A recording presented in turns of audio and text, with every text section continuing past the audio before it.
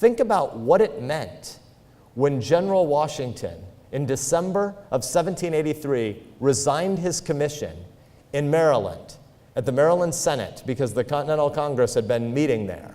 And he came and he resigned his commission. And that famous painting that still sits in Annapolis of President Washington, then General Washington, resigning his commission, that came out in 1824.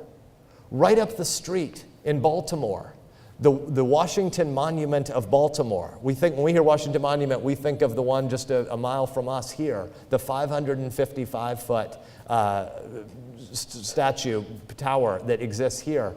But the one in Baltimore is actually quite a bit more interesting. Because what did he say? What is on the top, for those of you who've ever been to the Mount Vernon neighborhood in Baltimore, and there's this 180-foot tower, and there's a 15-foot George Washington at the top. What is the artist trying to say with that piece of art? He has Washington wearing a Roman toga. And he's laying down his commission. It is the scene that happened in Annapolis when Washington resigned his commission in 1783, and he's handing back the scroll, but he's wearing a Roman toga. Why? Because they knew the story of Cincinnatus. They knew the dangers of Caesarism. They knew that when this guy, whose term as consul was over, and he went back to growing cabbage, or whatever forsaken vegetable it was, and they came to get him and they said, "Will you be dictator?" Their law allowed for a 6-month dictator.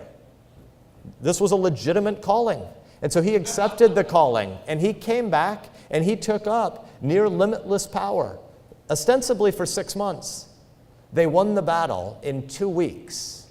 And Cincinnatus resigns his commission and tries to go back home. And the people say, no, you should become dictator. And he says, no, that's not the law. And they said, but no one would oppose it. You just had this glorious military victory. You did it in 2 weeks. No one will oppose you. And he says, no, we are a republic. And in a republic, we follow laws. And he goes back home.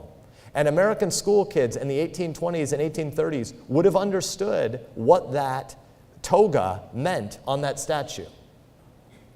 The most vivid picture, the most vivid symbol of freedom and of natural rights and of individual liberty that exists in iconic form anywhere on this globe is the Dome of the Capitol.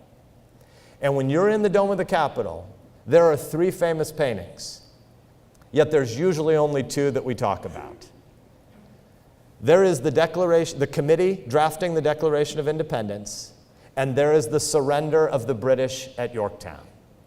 And both of these paintings are filled with drama. You can hear the trumpets and the drumbeat as you look at them. The world has been turned upside down. They're filled with drama. And yet there's a third painting, and it is ridiculously humble and boring. It is a hand with a scroll.